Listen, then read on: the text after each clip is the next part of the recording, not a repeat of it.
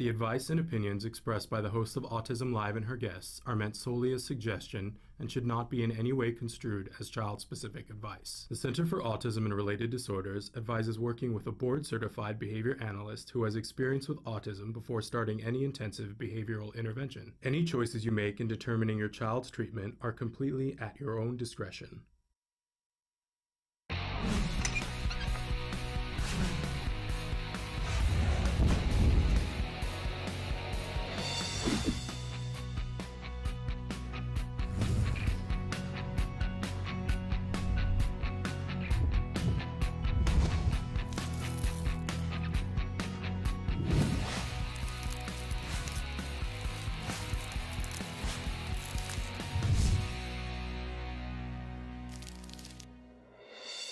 Good morning and happy Valentine's Day. Welcome to Autism Live.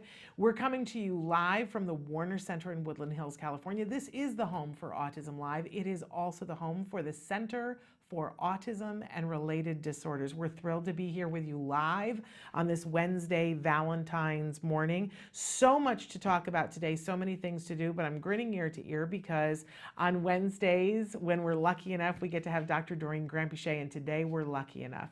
She's here with us, and she's going to be answering your questions in just a few minutes. And then the second half of the show is Let's Talk Autism with Shannon and Nancy. Unfortunately, we're not lucky enough to have Nancy Alsbaugh-Jackson with us today. She is taking some much deserved time off, and we wish her much relaxation and fun in the sun, we hope. But I'm still going to be here, and because it's Valentine's Day, we've got an amazing show planned for you. First of all, there's tons of news.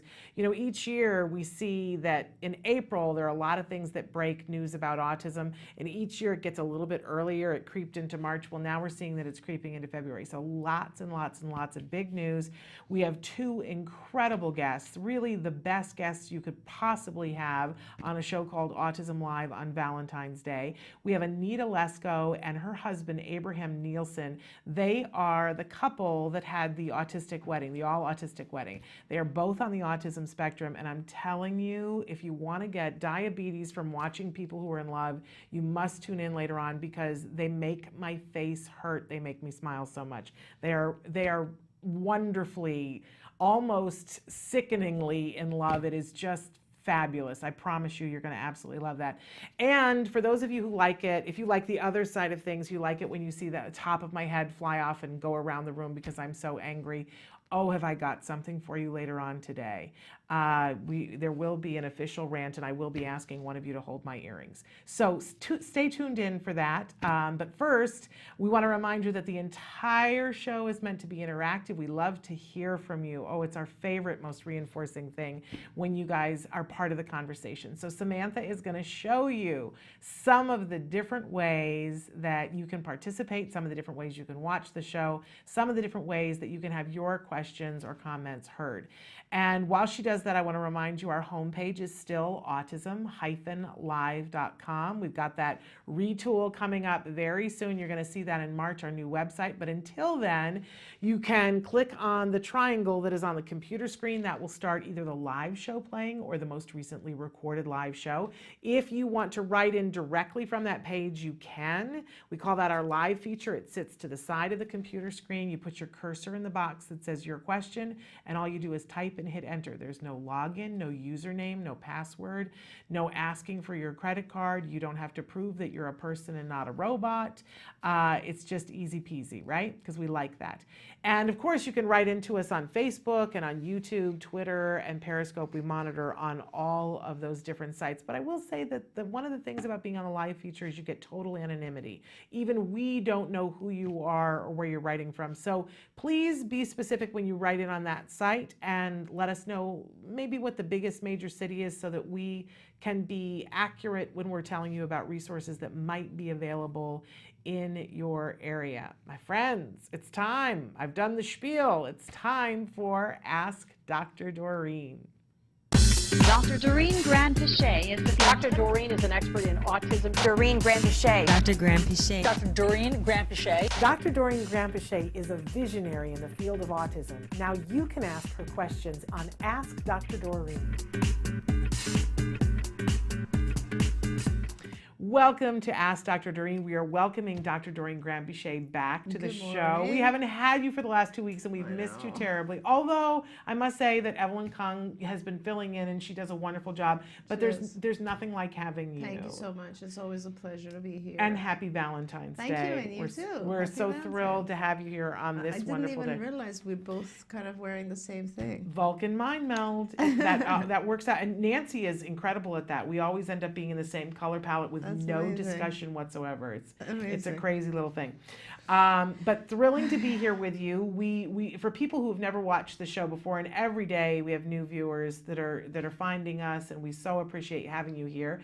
Dr. Graham-Bichet is, I believe, the preeminent expert in the field of autism. And it's a thrill and a privilege to have her here with us. She's been working in this field for more than 30 years. In fact, I think it's this year that you get to say 40. Mm-hmm. Crazy. Yeah. I know. Don't we all want her skin cream. That's amazing. That's Crazy. the next thing you have to do is put out a line of skincare for all of us so that we can hope to be as young looking as you are. But in any case, she's worked with very small children up through senior citizens and everything in between.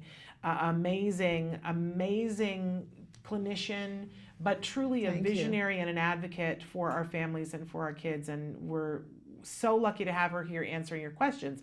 But we do like to remind you at the start of every show that there is no expert in any field that could give individual specific advice in this format. So when you write in, be as specific as you can be, but know that Dr. Graham-Bichet will be giving you answers of a general nature to help you to make decisions on what to look for next, what questions to ask. I always say that when you don't even know what question to ask when you go to an expert, you're not likely to be successful. Plus, it's likely to take longer, and we know that those appointments cost a lot of money. So, thrilling to have you here. So good to be here. Thank you very much, and thanks for your kind words. And it's always a pleasure. And I am worried because we have so many questions. Well, and we've already had more questions come in since I printed these. Oh But my so we're gosh. not going to get to all of them, but we're going to do our best to best. skip around and get to enough that can help. But I'm going to jump right in. Our first question. Hi, Shannon. Thanks for all that you do. Question for Dr. Doreen. My 5-year-old son has recently started acting up in his preschool. I'm not going to use name because I think this came into us on Facebook. He was diagnosed at 3 and has only gotten support through our intermediate unit. We are trying to get ABA, but it's been a challenge. So I'm on skills doing what I can do through there. We are in Pennsylvania and being told that there are plenty of forms of treatment for autism. David has become, I said the name anyway, That's but we don't know okay. the last name, has become very angry. He has hit his teacher multiple times, and when he wants, he stands up and yells at her in her face. He is becoming very disruptive, and we just don't know why. He is verbal and reads, but I wonder if he really understands what we are saying to him as we try to correct his behavior. Help with 2 exclamation points. We've tried rewarding good behavior and encouraging when he is a good boy, but it's not working. And he just keeps getting worse every day. Thank you in advance for all that you do. Oh, okay. So our kids, I don't know what intermediate unit is. It doesn't matter. You seriously need immediately, and I think no matter where you are, you need to ask for an IEP. And in the IEP, you need to ask them to do what's called a functional behavior assessment, FBA. What they do hopefully they will have a board certified behavior analyst, BCBA, who works with the school or consults with the school at least, and can come in and conduct the FBA. Then if you're on skills, what I suggest that you do immediately is that you go on that portion of skills that's called CIFA. That's the Card Indirect Functional Assessment. When you go on there, you'll be asked a bunch of questions about these behaviors. And what it'll do is help you separate the behaviors so that you're looking at one behavior at a time. So like you mentioned a few things here, like yelling in her face, or becoming disruptive, or various other things. And the CIFA will help you kind of separate them out and do one at a time. But then more importantly, it's not about the topography or what the behavior actually is, but it's about the function. And function means the reason for the behavior. Everybody needs to really always remember that challenging behaviors like tantruming, yelling, hitting, aggression, running away, all that sort of stuff, they have nothing at all to do with the diagnosis of autism in terms of symptoms. They are not a symptom of autism. They're a symptom of being frustrated. So our kids, whether he can't understand or he can't communicate, or the environment is just not fair, so it's too hard for him, and he's not able to keep up, or he's not able to figure out why certain things are hard for him, or he can't keep up, whatever it is, or the teacher doesn't understand him, or he doesn't know how to interact with others, or it's frustrating because he can't express it, and he can't avoid it, and he can't get out of it, and he can't get the things he wants. So what he does is he yells and freaks out. Everyone does that. If you were placed in a class where they were teaching you Mandarin Chinese and you had no clue what's going on, you would probably end up doing the same thing after a little while. You'd get frustrated and you would be yelling at people, just trying to get them to comprehend your frustration. So this is not going to go away with positive reinforcement of times when he's not frustrated, because there are times when he's frustrated and somebody needs to figure that out. An FBA is a process that figures out what he's frustrated about and why he is doing these behaviors. So for example, when he's yelling at the teacher, something is occurring right before it that could potentially be leading to his frustration. This could be a multitude of things. That's why a professional has to do this, because it's hard for you. But start with the CIFA. If you answer the questions in the CIFA about that behavior, and the results give you an idea of, oh yeah, this is probably what's going on, then good, you have the function. Once you have the function, the CIFA actually takes you to the BIP builder, the behavior intervention plan builder, and it tells you how to handle that behavior. But essentially, it could be something as simple as, right before times when he's yelling at the teachers, in the teacher's face, the teacher has now told everyone to do some homework that he doesn't want to engage in. Or it's very noisy and that is the time, or that's provoking this. Or he wants to go out and play and he doesn't understand that it's not recess yet. Or, a million things. It could be a million things. It is extremely important to find out what exactly is causing the frustration that's leading to that behavior, because then what happens is, once we know that, you replace his yelling with some other appropriate form of communication. Let's say he's exhausted, he just doesn't want to be there at that time. Well, we give him the ability to take more frequent breaks, and that will allow him to completely avoid these meltdowns and to get his work done. Or we find out that a particular type of work is too hard for him and we give him assistance, or the school makes it easier for him.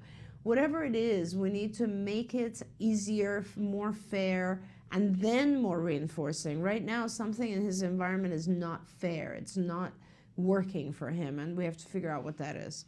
And as you said, it could be a million different things, and it really does us no good to guess. And doing that functional behavior assessment or the CIFA is what gets to the bottom of it, so that you're not guessing. Just quick example, I know a little boy that suddenly was having behavior in the classroom, and they did the functional behavior assessment and discovered that there was a little girl with blonde hair that always wore it in a ponytail that had cool bows in it, that was sitting directly in front of him. And every time she turned her head, for him that was a sensory nightmare. They moved his seat, and suddenly everything was better. But can you imagine how much time they could have wasted on, well, maybe it's this and maybe it's that and whatever, and it was the ponytail?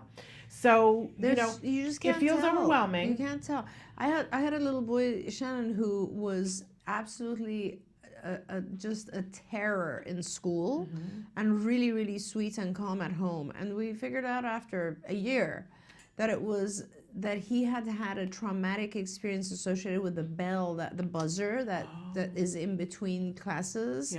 And they wouldn't alter it. It was super, super loud and very, very distressing to him. And that's why he wanted at any cost to avoid school.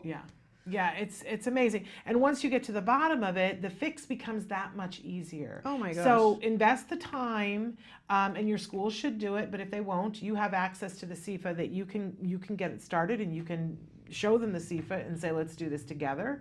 But you'll see if you get the right function, then you'll be able to get the right behavior intervention, and it cleans up very quickly, and then he is a happier person. Right. And then he will learn more. It really is a worthwhile thing. So good luck to you. I know it feels hard when these things happen, but when you do the right thing, then it will teach the school, oh, see, we can intervene, and actually things get better all the way around if you will do these steps that Dr. Grant-Pichet was outlining.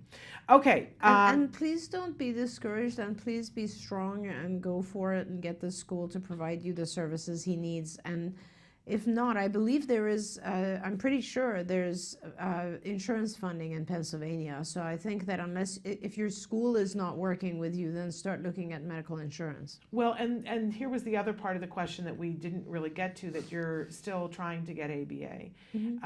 And I can't say enough about that, how amazing that would be for you to have that at home to help you to be able to do. Keep fighting for it. Yeah. And I love that they're telling you that there are lots of different interventions for ABA, and that's really true. And For autism. I'm sorry. Interventions for ABA, no. Interventions for autism. And that's a very true thing, and there are a lot of things that work well in combination with ABA, but the base that you gotta have is ABA. Absolutely. So get yourself, but not just any ABA, you gotta have good quality ABA. So I hope and pray that that's what comes for you. And if you want some help figuring that out, please write separately to me, and we'll see if we can't connect you with some people on the ground there who have figured it out, because I guarantee you there are people, and help you to get the best information that you can to make that happen. We're going to take a short break, and then when we come back, we're going to talk a little bit about a 13-year-old. So stick with us.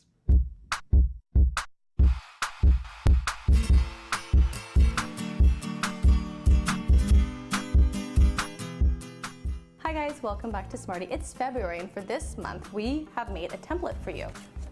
You can find it on facebook.com/autism-live, and this activity works on your child's pincer grasp. So let's get started. The materials you'll be needing are scissors, a hole puncher, a glue stick, shoelace, cardstock, and our template that you can print from facebook.com/autism-live.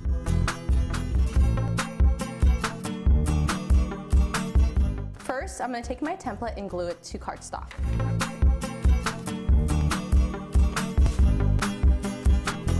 And the reason I'm using a glue stick is so that it doesn't ripple, because if you use the wet glue, it's going to make it all lumpy. Once I have my template glued to my cardstock, I'm going to take my scissors and cut out the heart. Now that I have my heart cut out, I'm going to cut out the holes with the hole puncher. This is where your child's going to take their shoelace and start threading through it.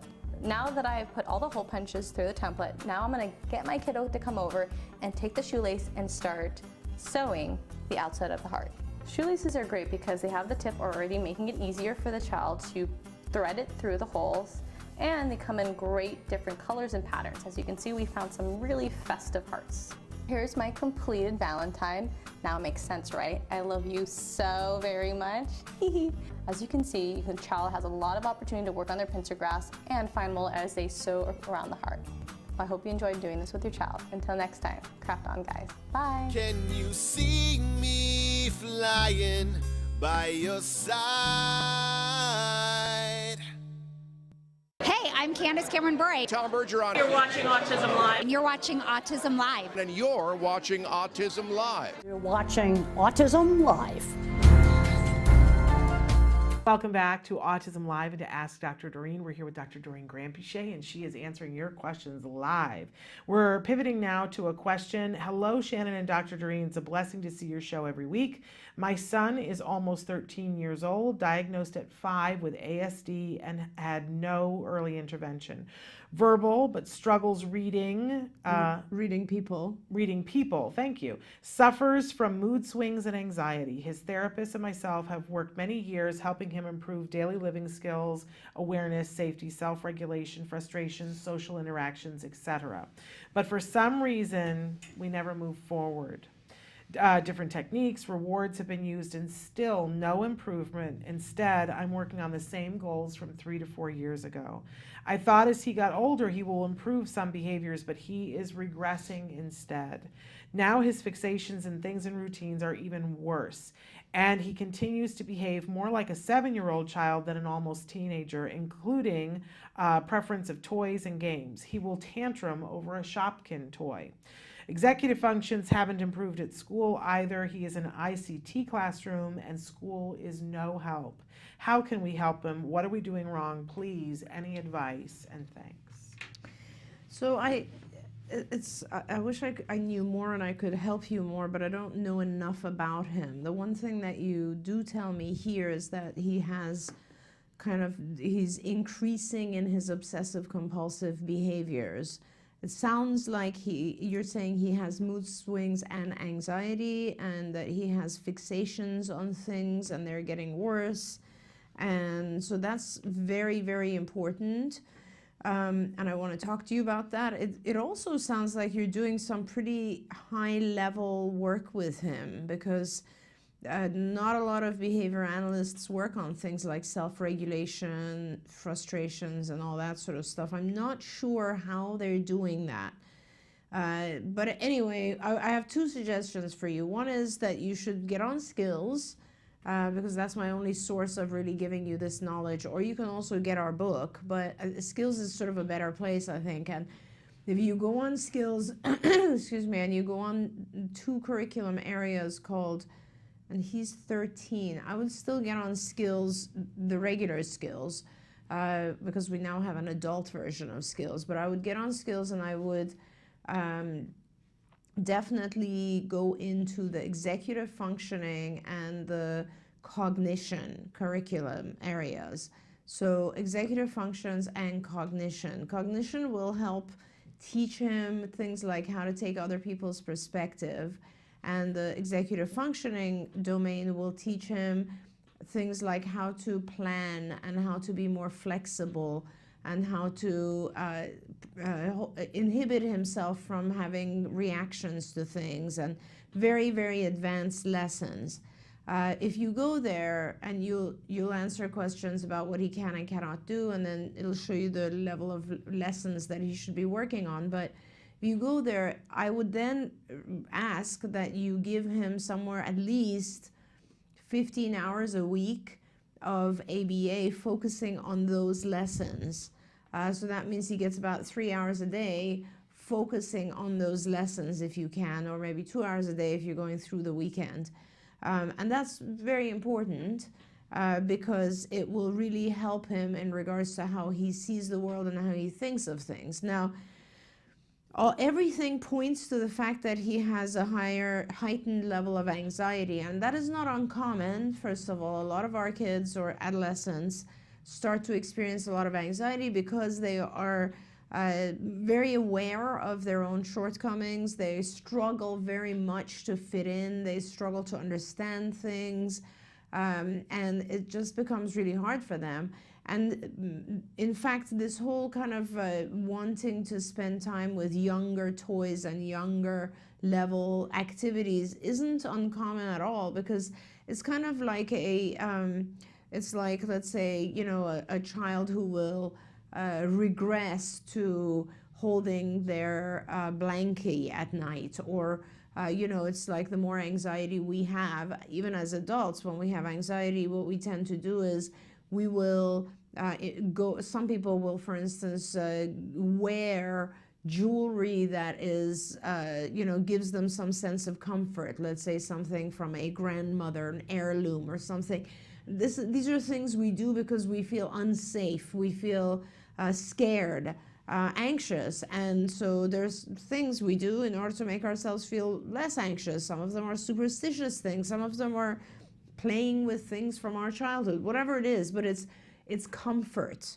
It's whatever brings you comfort is what you're turning to, and that's a big sign that the rest of the time I'm uncomfortable, I feel anxious, I'm scared, I'm going to fail, I'm going to be judged, I'm going to do something wrong, whatever it is.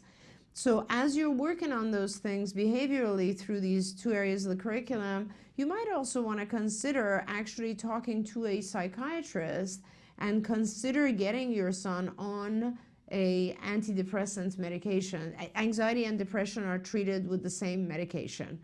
Anxiety medications are antidepressants. So you might want to consider that. And there are some really, really good SNRIs or SSRIs. SSRIs are selective serotonin reuptake inhibitors like Prozac, Zoloft, etc.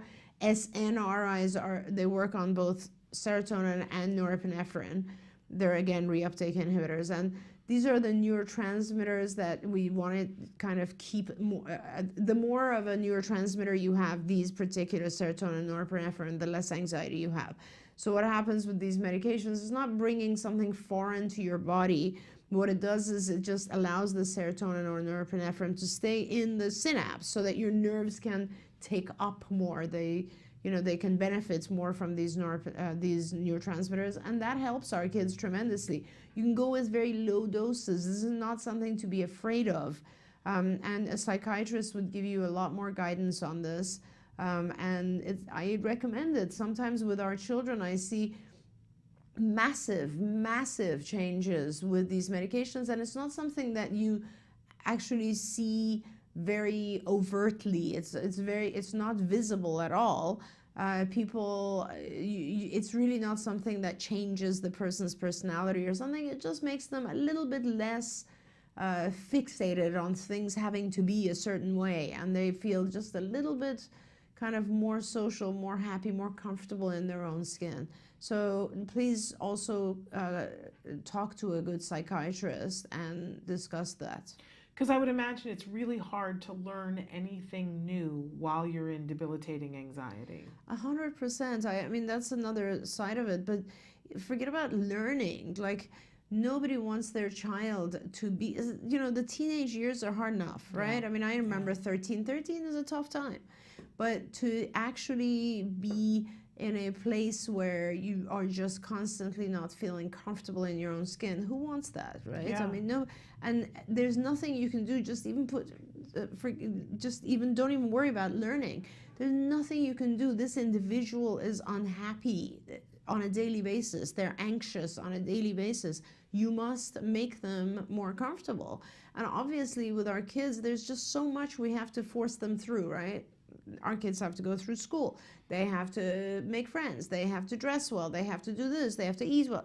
There's like a million things, right? And the reality is it's pretty stressful. Yeah. So this is not an uncommon thing. It is so many teenagers right now are struggling. When you think, I mean, and this is another way to look at it, honestly, when we have stress and anxiety, we turn to solutions, right? So sometimes it's long-term solutions or long-term, let's say, reinforcers. Like when you have anxiety, you need more reinforcement to balance things out, right? So sometimes people will turn to healthy reinforcers, others will turn to unhealthy reinforcers. So someone might, for instance, play with a toy. That's not a big deal. It's better than teenagers who will turn to drugs or alcohol. That is why they turn to drugs or alcohol, because they're trying to escape how they feel in normal life. Well, that brings up a good point. I know a lot of parents get really concerned if their children aren't playing with age-appropriate toys. Right. And at the end of the day, I completely understand it, but it isn't the worst thing. No, absolutely. I mean, it really, who determines, it's just like anything else, that if something is age appropriate or isn't. My 22-year-old still has the stuffed animal I bought for her when she was 4. So what? She's already, like, who cares? There are certain things in society and the environment that we do that give us a sense of comfort, and there's absolutely nothing to worry about there. And there are a lot of people, quite frankly, because one of the big things we're talking about this week is jobs and employment and how important that is. If you look at a lot of people at the very top of their game, a lot of people are doing things that they had an obsession with when they were a child. They just morphed it into something else. And not all of them morphed it that much. I mean, I've seen I don't know anybody personally, but I've seen reports on television of these grown men that are in their 60s that have an entire room of their house taken up with a train set. Oh, yeah. And that is their thing, you know, and it has been from, they have the same cars that they're playing with from when they were 5 years old. Right. And they've turned it into a business in Right. some cases. Some of them do go and work another job, but this is what they come home and do, and that's their every waking hour.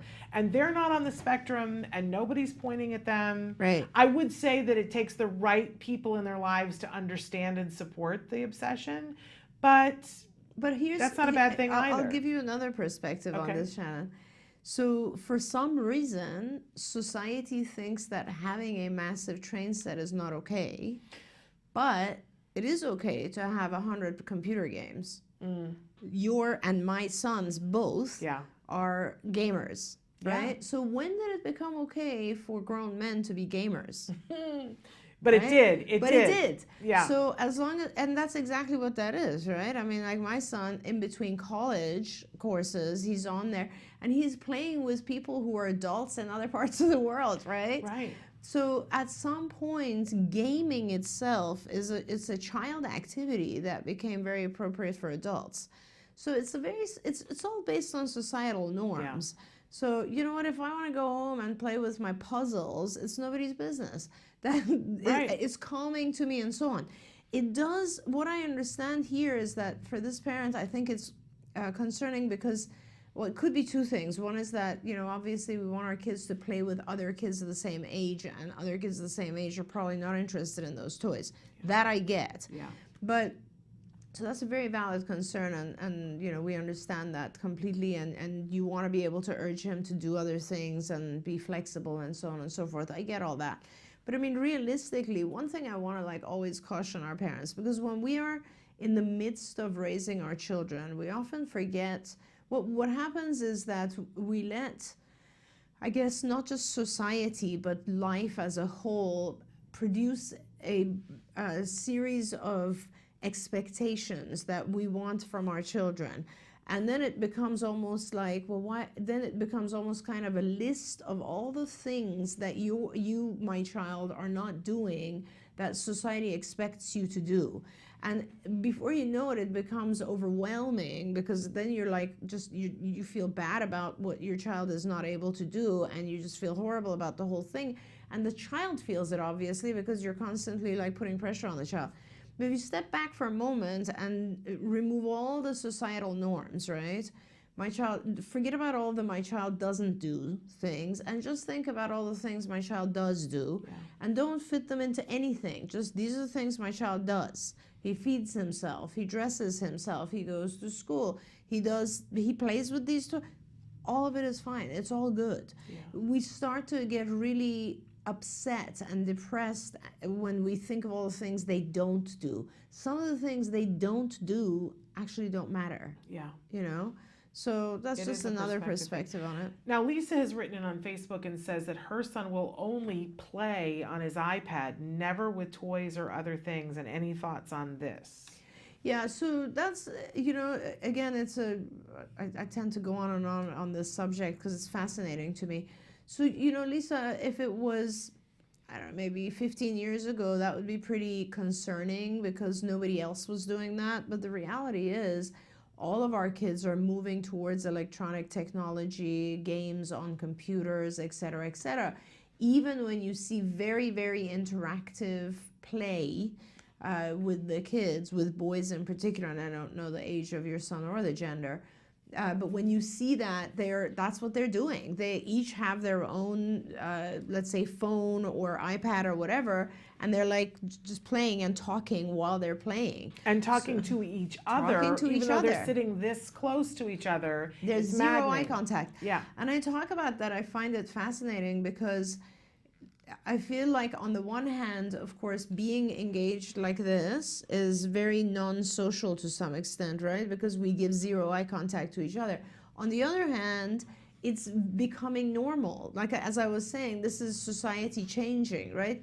Just imagine that 10 years ago, a family went out to dinner and each individual did assume that they had in their hands a book.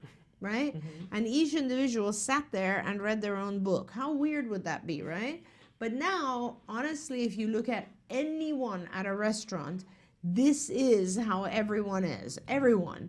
And it's going to get more. It's not going to get less, because we're just getting introduced to VR, and like it's completely changing. So let's be accepting of the way that play and social time has changed. It has completely changed. I mean, we keep adding more and more to our play curriculum because it is now much more computer-based. So, and it's going to get younger and younger. If you think about it, 5 or 10 years ago, elementary school kids didn't have a phone. Now they do. Now they do. So let's be very clear. There's a lot of games on phones that are just for very young children. So as time goes on, you can be assured that schools will now actually have fewer toys and more computerized toys. And so our kids may still stand out a little bit, but pretty soon they won't. You know, and again, I said, so don't worry about the modality of the game, of what he or she is doing. Just look at and see if he or she has friends. And the only reason that we want to make sure he or she has friends, again, it's not about society norms, but it's about the fact that friends are one of the sources of reinforcers that we have. So realistically, if your child has friends who are interacting, then you have nothing to worry about. Okay. But if they don't, then that's what to work on. Then what you could do, for instance, is actually see if your child wants to sign up for, let's say, a gaming club or a robotics team or something that has kids who are doing the same thing and they're all interested in the same thing. Our public library has a Minecraft club that There you meets go. twice a week, and it's free. And the kids all go in, and there's a computer room, and they sit together and they work on a mission together. It's fabulous. The other thing, next week on the show, we're having Stuart Duncan on the show. He's the autism dad that created AutCraft, which is a Minecraft server that is just for kids on the autism spectrum. They get monitored, and if you sign up as the parent, they'll let you know if your child is doing something that you need to work on, and they'll give you praise when they're doing something good. So he's on the show a week from tomorrow. So, very nice. You know, it's a very interesting world we live in. We're going to take a break, and when we come back, we've got a question from a second grade teacher about a student who is eloping. So stick with us.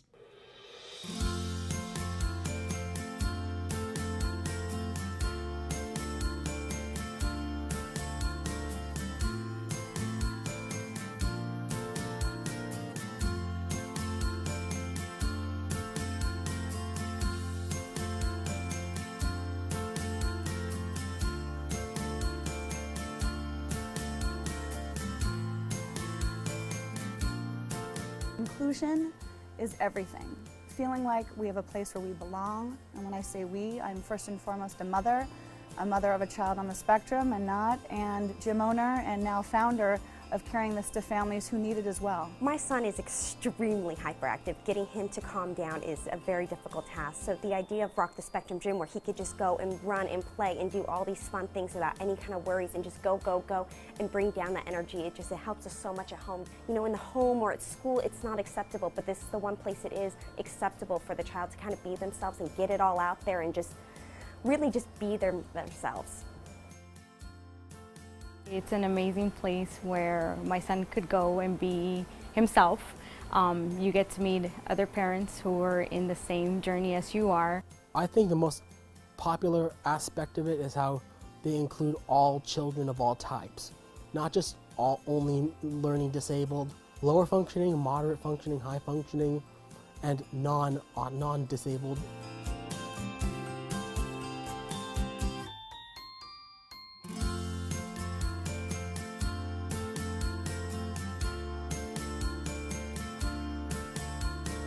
The people there are so friendly. Everybody's like family. They always greet you with a smile. There's not one negative thing I could say about any of the employees. They're all absolutely amazing.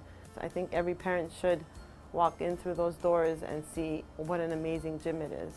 Now, a diagnosis being 1 out of 6 kids are in some way or form affected with sensory processing disorder or autism, That's why We Rock Now is on the rise. People want to be a part of it. People know that they have a community there. They know that they can learn more information about things that they don't know themselves or that they can share, build friendships, and basically get what you get in an OT facility, but it's not $150 an hour. It's $12.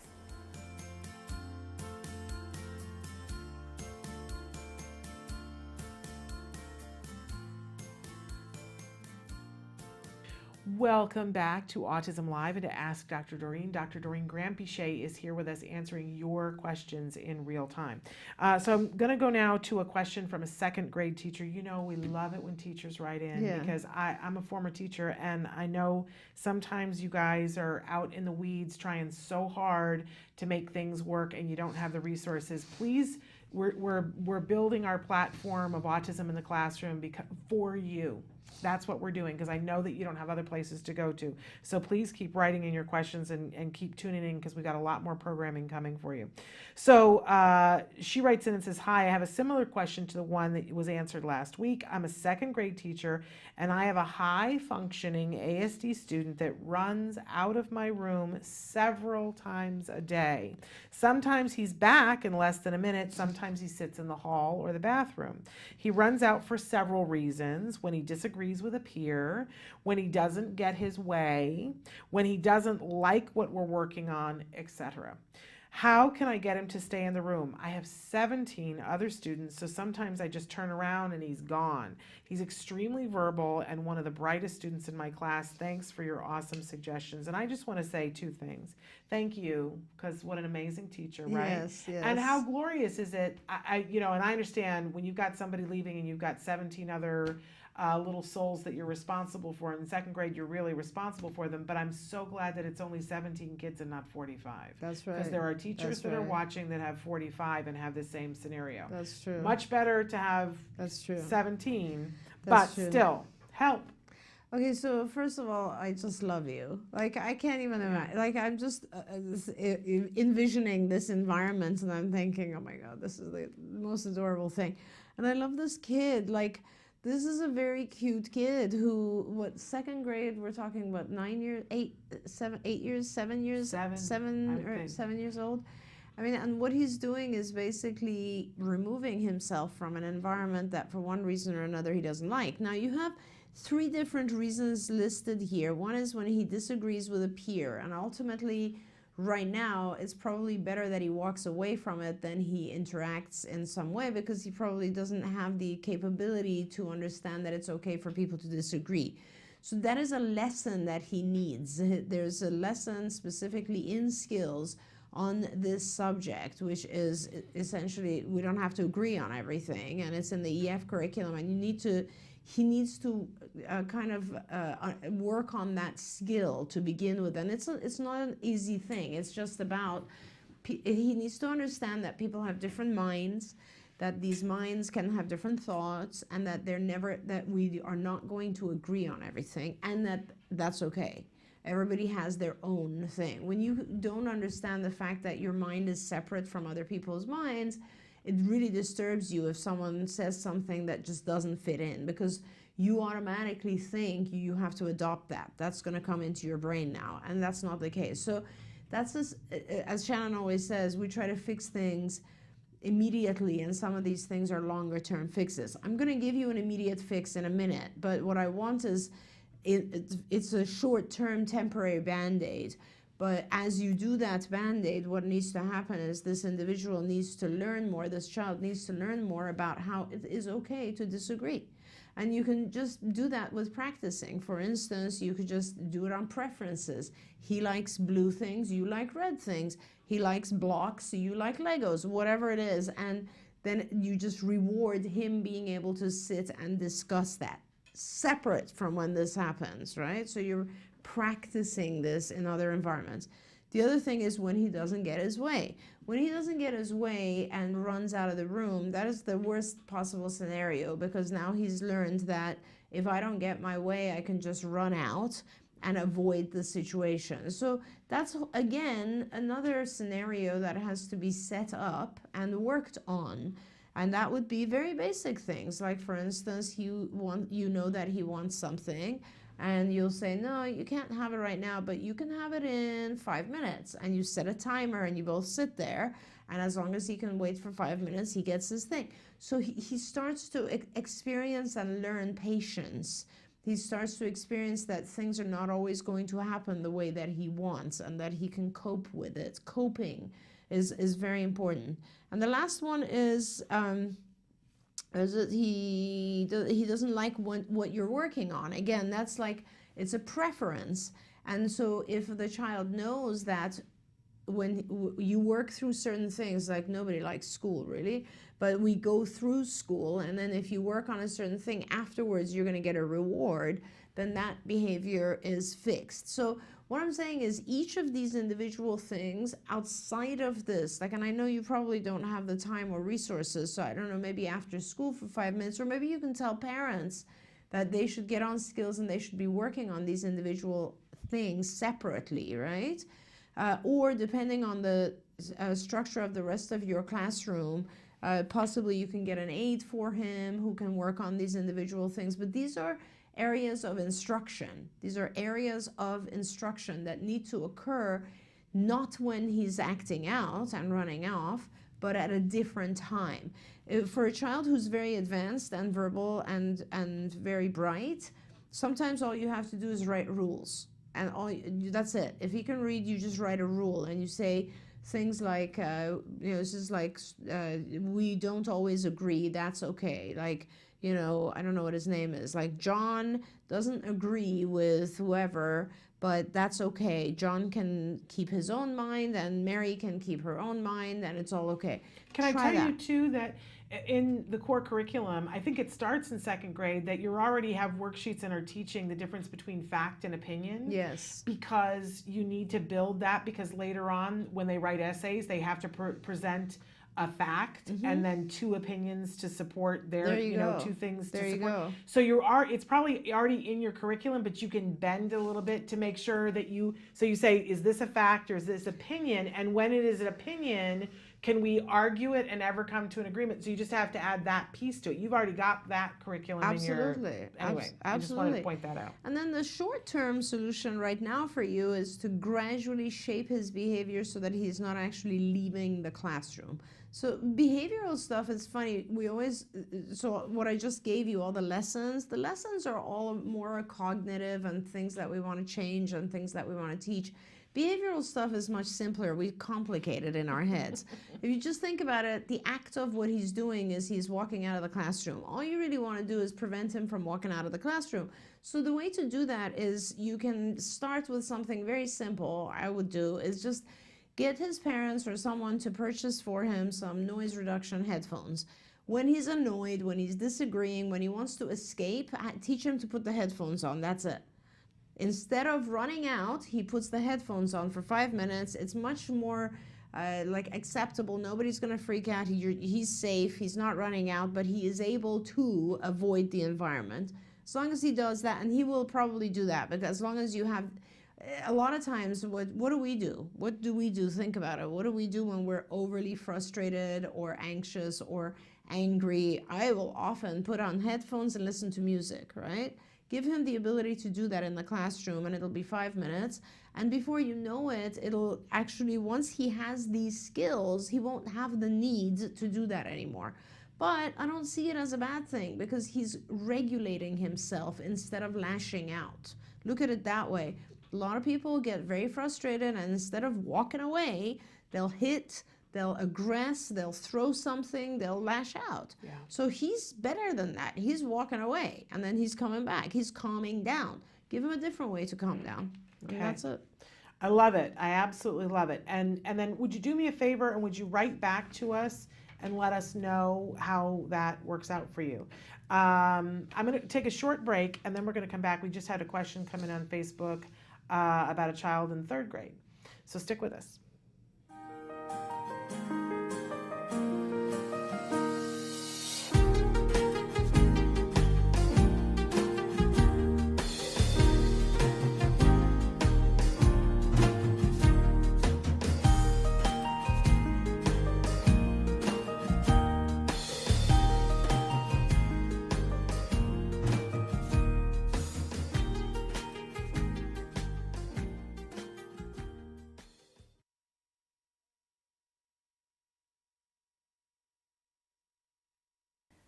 life-threatening aspects of autism.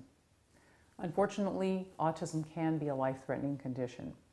There are things that are associated with it that parents need to know about. First of all, there's the risk of seizure. It's heightened in people with autism. There's also the risk of what they call elopement, which means basically running away. Elopement can lead to things like exposure, drowning if they get near bodies of water, and maybe being hit by cars. Being hit by cars is certainly something that seems to be emerging as a problem in people with autism. So what do? We have to take certain steps to keep them safe to start. That means at home. Let's look around the home first. Where are your points of entry? Barriers, doors, windows, access to bodies of water, gates, fences. You have to look at school because people with autism can sometimes elope from school or things like that, daycare. So you have to make sure that it is written into their plan, wherever they are, that people are going to be responsible. That may include a tracking device. For some people with autism or Asperger's, a tracking device might be useful. It might help people know where they are, so in case someone has taken them a place that they shouldn't be taken, kind of tricked them. Sometimes you get that happening with your teenagers, or they're just a child that's unable to communicate or speak very well and you need to know where they are. Consider that. There's a new generation of tracking devices. It can go in their shoe, can go in their jean, maybe in a cell phone. And I would also add that one of the most life-threatening aspects of autism is sadly being bullied, socially excluded, things like that. That's always happening in people with autism spectrum disorder. People bully them, exclude them. The risk of suicide is unfortunately very high. So do not be afraid to probe, ask uncomfortable questions, see what's happening. Even if they don't tell you, you need to ask other people at school what they know, what they've seen.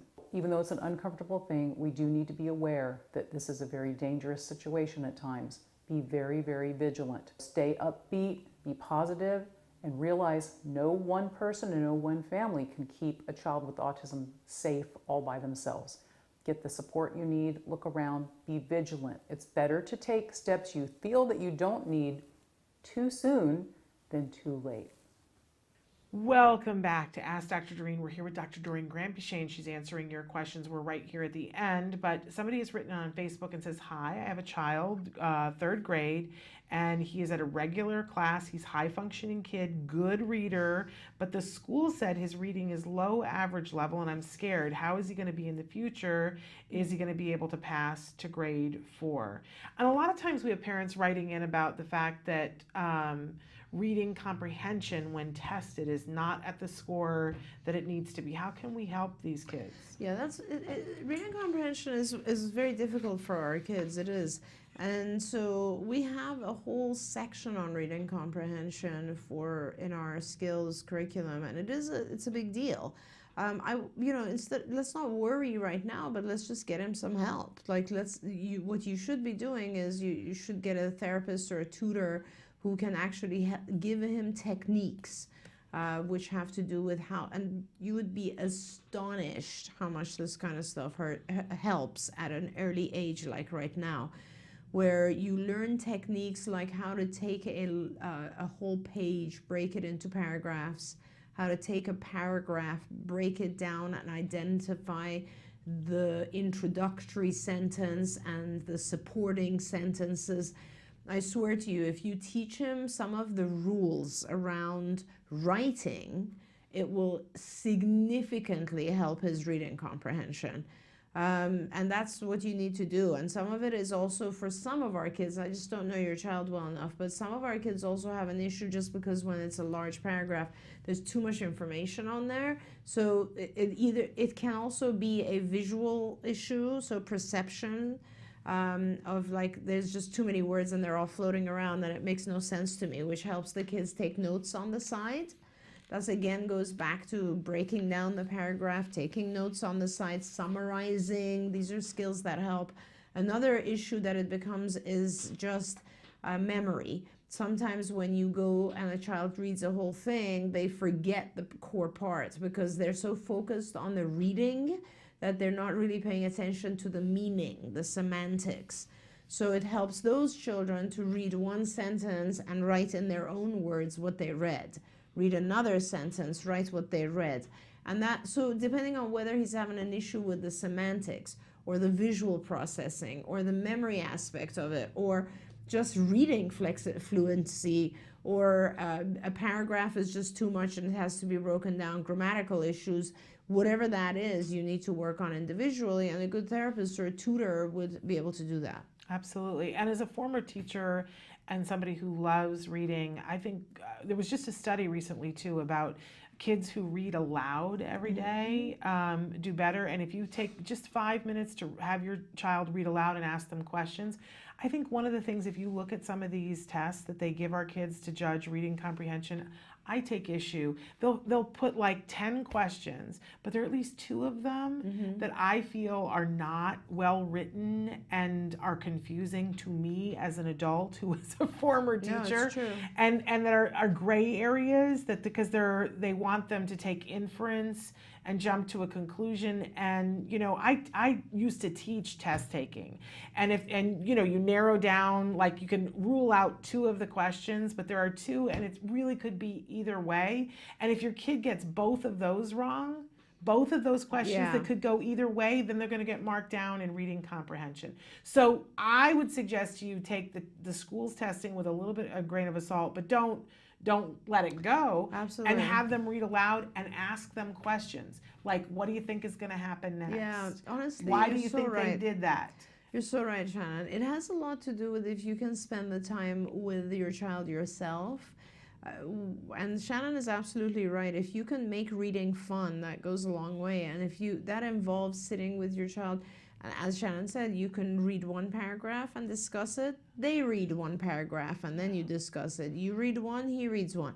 And that makes a huge difference in in the child not finding reading aversive. Yeah. And even, you know, this last summer, my son and I did a lot of traveling, and I was looking at all the recommended reading lists for high school students, and I knew, like, we just don't have time for him to get all that done. So we started getting books on tape to listen to in the car. Now, we haven't been very good about it the last 2 months, but one of the books we listened to on tape this summer was The Martian Chronicles. And he got so into it. But when we were all the way, right? When we were all the way done and we were talking about it, and you know, and sometimes it's like pulling teeth, right?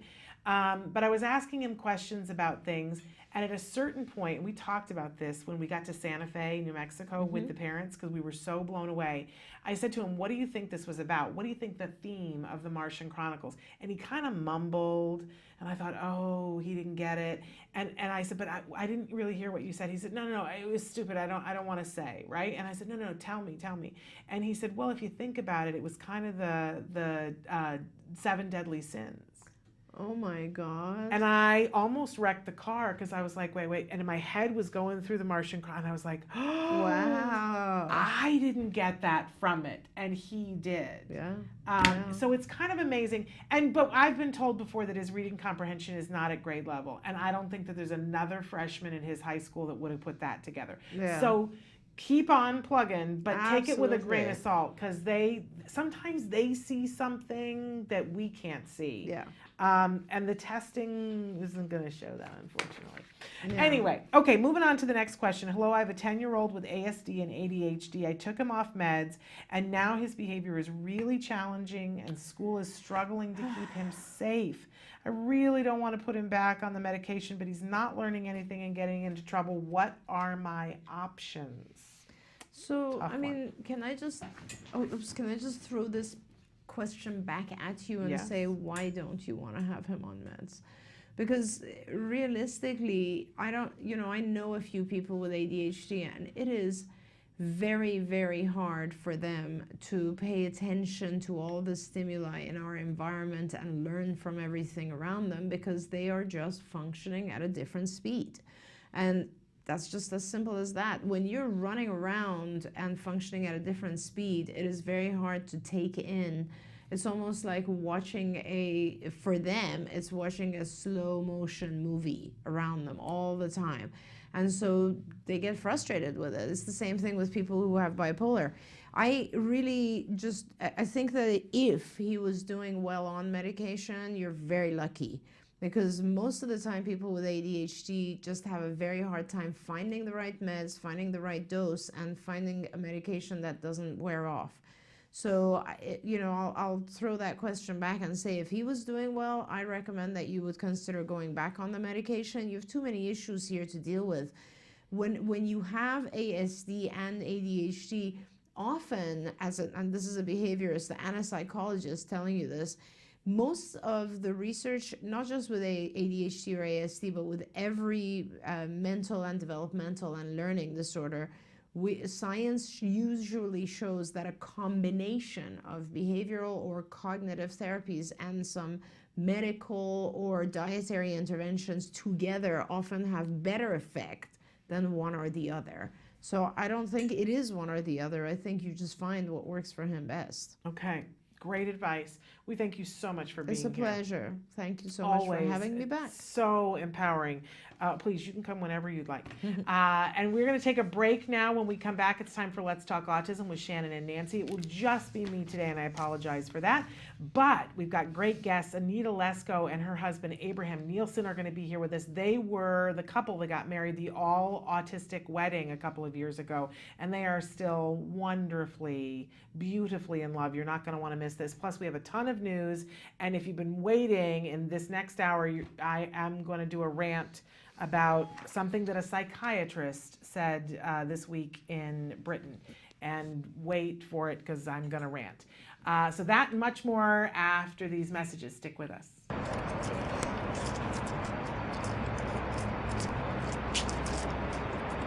Hey, can I have your hand? If everybody's agreed and held hands that early intervention is key, then I can't imagine why. If the original center knew on November 2nd that we didn't speak or make much noise at all during the evaluation, they knew that on that day. I can't comprehend for the life of me why it would even take a month to start speech therapy. That doesn't make any sense to me. The waiting's hard. The waiting's really hard. We read things about how the brain is so much more malleable the younger they are. Every day that ticks by just seems like a waste of time. You go on the websites and you read all these things, and there's kind of a club, I think, of moms who call themselves autism warriors. And I hated that word when I first read it. I hated it. I still do. Because I don't, there's a lot of things I wanted to fight for, but I didn't want to have to fight for autism. Yeah. It's okay, man. We're lucky in that he sprints to mom. Okay, this is how my son reacts to me coming home. Oh, Jack Riley. Hi! Mommy's home! Mommy's home! Hello! He sprints to me when I get home, and he kisses you and hugs you. Where's my son? One of the first people that I told when we got the diagnosis was a good friend of mine who knew somebody who had an adopted son who has autism. And had not only fought the fight, talk about autism warrior, this woman founded a whole foundation and was extremely active and extremely knowledgeable, and my friend put me on the phone with her. She was the one who turned me on to both ABA and to CARD, and to tell me how valuable it was, and we're very grateful for it, because Yes. we realized that had we not been given information, we never would have known. The original center would not have recommended that for us. So it required us to really push to get what we wanted. And I didn't know even until I asked the question if I had a choice. I thought this was great advice. Don't ever feel that you're at the mercy of the regional center because they're paying for your services. She told me, you're paying for your services. They're using tax money to do this, and you've paid taxes. Intake at CARD was actually a much more pleasant experience than the regional center evaluation. I think in part because we'd been through it once and it wasn't as scary for us. It was a good experience for us because we felt like our son was himself. He had all the same things going on as far as autism is concerned, but he was still bright and happy and affectionate. I felt like he showed them both his good sides and the sides that he needs to work on. So for us it felt good because we felt like at least people were seeing what we see. I felt maybe for the first time that they got it, that it's like, okay, he is this way, this is what he's got going on, but we can make this better. At first, it was exhausting to think that every single thing was a teaching moment. That every single thing that he did, and I know that, you know, I would say something to him and he'd be like, really? Can we just feed him? Can we just feed him dinner? We don't have to worry about it. But now even that's not as exhausting because it's sort of starting to become more natural for us, so that it doesn't feel as awful. But I remember feeling guilty just for being with him all day, and then, you know, just sort of sneak the TV on to Sports Center in the afternoon, and he's playing with his Legos, and I just back up and lean against the sofa with him between my feet, but I wasn't really watching him. I would just try to watch Sports Center for a few minutes, and then I'd always feel guilty and try to get over that. So no more guilt. I think we're teammates. That's the best thing. Is I feel like she's on my side. I'm on her side. We sort of, we've been lucky that my weak moments are his strong moments. Well, on a personal note, is the camera still on? It is. On a personal note, I would be lost. She really dove in, and I mean, I've Googled autism, and I still don't understand it until she explains it to me. Which is scary because I don't really understand it. Well, that's the point. But she dives to the next step, and I'm just starting to understand the last step, and she's trying to explain the next step. And I told her last night I would be lost if she wasn't doing that, because I wouldn't.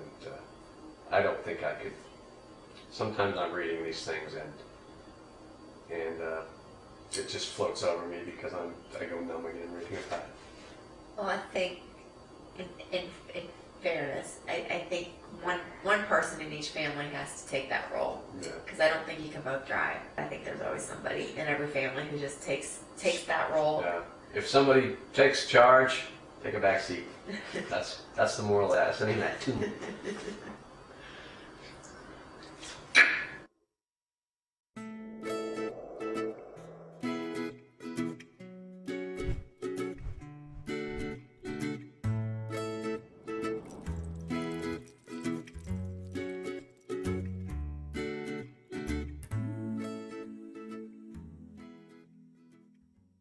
Good morning and welcome to Let's Talk Autism with Shannon and Nancy. I'm sad to report that it is just Shannon today.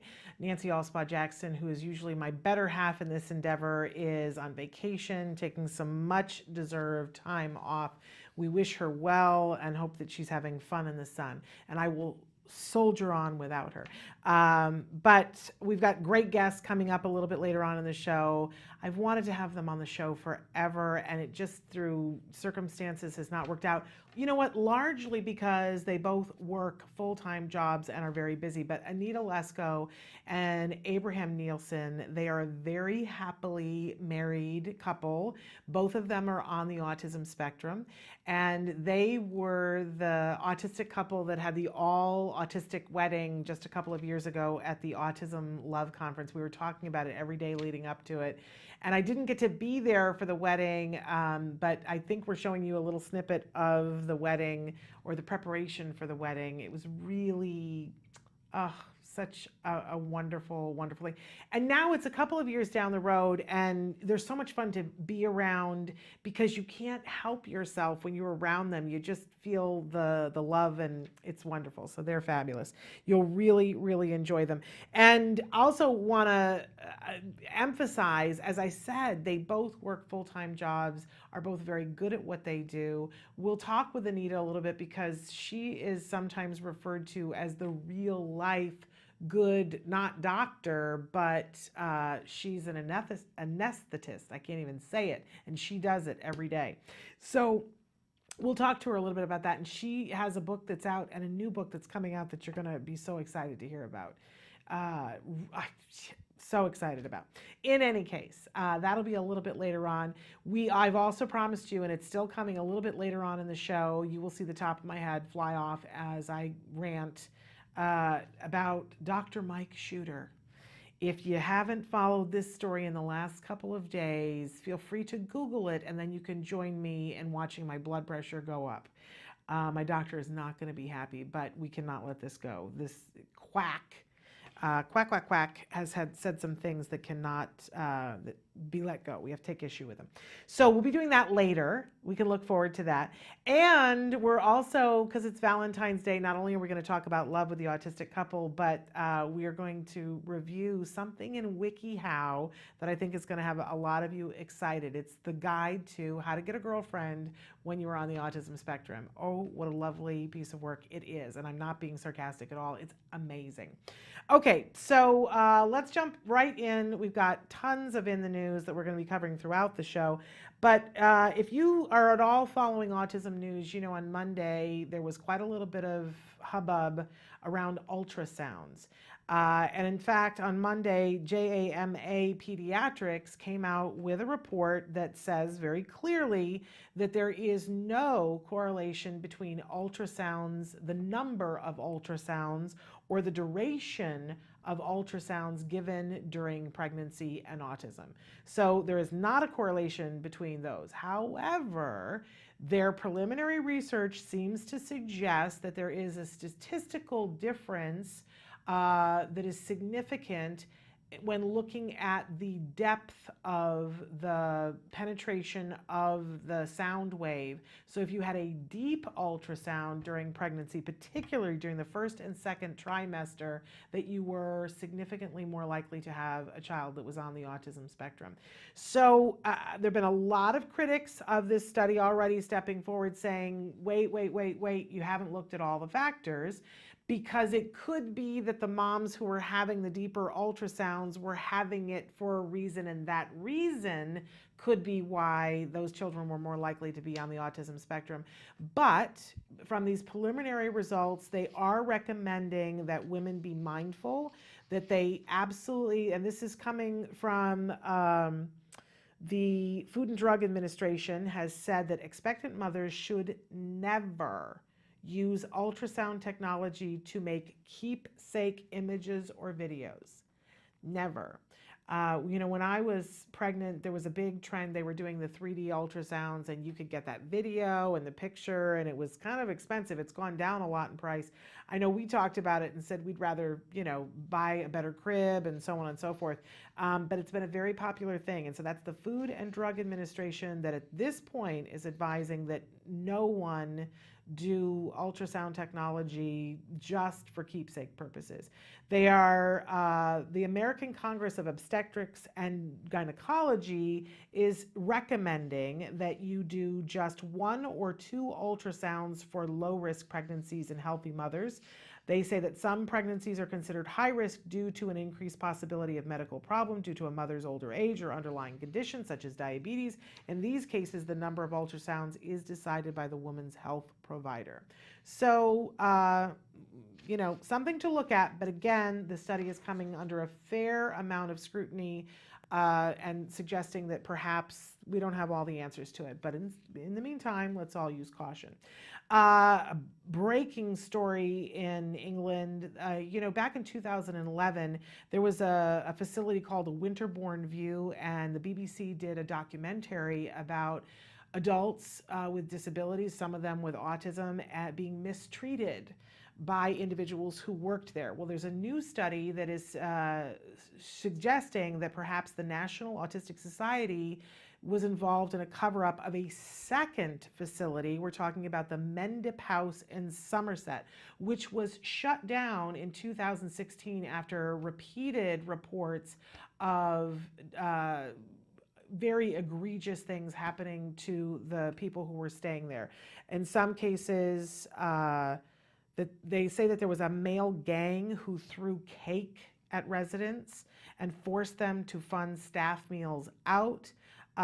There were some who were forced to eat chilies, repeatedly thrown into the swimming pool, and forced to crawl around on all fours.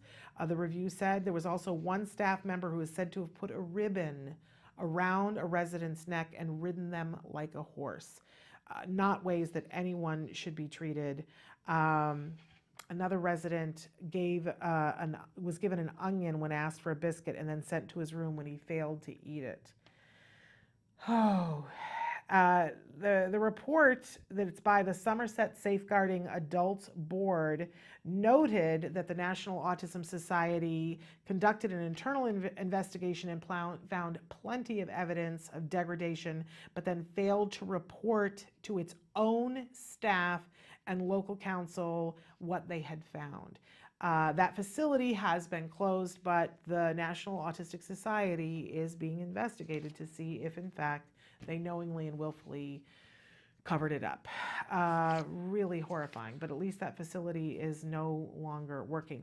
Now, in another story, their new research shows that cognitive enhancement therapy improves autism outcomes in adults. Again, this is another study that's come under a fair amount of scrutiny, and they're being looked at very closely. What jumped out for me is that there were two different methods that were used to teach adults skills, and social skills in particular, and that one used computers in addition to a lot of different methods. The other one did not. The one that used computers was found to be quicker and more effective. They learned more and they learned it faster. There are a lot of wonderful scientists that are looking and saying some of this data, the way it's derived, they have questions, because it's all about how the study is designed. But I don't doubt for a second that if we use something that's reinforcing for the adults to be able to learn on, i.e. computers, that we're going to have a better result and that it's going to be quicker. I think that's one of those does heard around the world. Okay, you may have seen in the news this week that Gerber, how much do we love the Gerber baby, right? And especially now, for the first time, they chose this precious little boy who happens to have Down syndrome to be the Gerber baby. And I tell you, it warms my heart, makes me so excited. Isn't he the sweetest little thing? Don't you just want to pick him up and hold him? We want to salute Gerber because this is one of those things that's going to change minds and open up people's minds in a way that's absolutely positive. And so we salute Gerber for that. But, autism didn't want to be left out either. So SPAM, for the first time, has its first SPAM fan. He's a SPAM ambassador, and he happens to be on the autism spectrum. That is Jackson Sizemore that you are seeing there. And we want to salute him. I don't particularly love SPAM, but yay to SPAM for having their first SPAM ambassador and for having it be a young gentleman who is on the autism spectrum. These are good things. All right, we are going to take a break, and when we come back, we have the fabulous, the wonderful Anita Lesko and her wonderful husband, Abraham Nielsen, who's a poet. I'm telling you, he's a poet. And so that will be next, but don't worry, I'm doing a rant a little bit later on about Dr. Mike Shooter, and we'll be talking about that later. But first, these messages, and then a wonderful Valentine interview. Stick with us.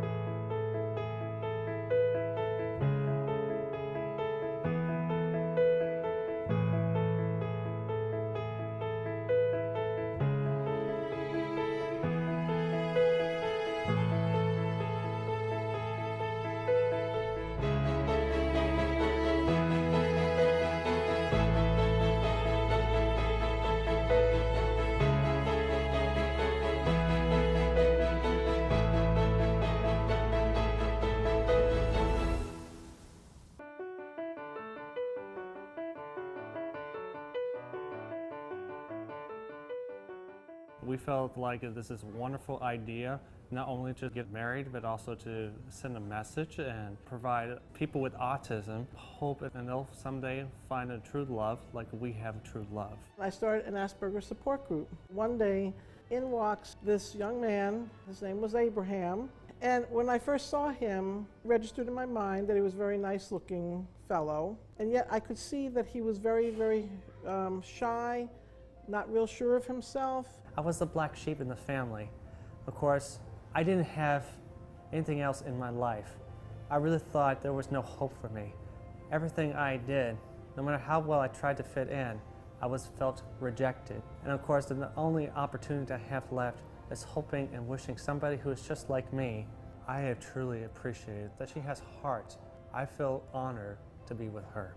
The engagement happened on Christmas Eve. So I took her out to the backyard and then I proposed an engagement ring. It was such a milestone for us to be at that point, for something like that to happen after what we had gone through. I felt I have the right to be who I want to be with Anita. We communicate very well and we know how to talk. We know how to say. We share our life paths. We share this comfort and peace and security. I knew in my heart she would say yes.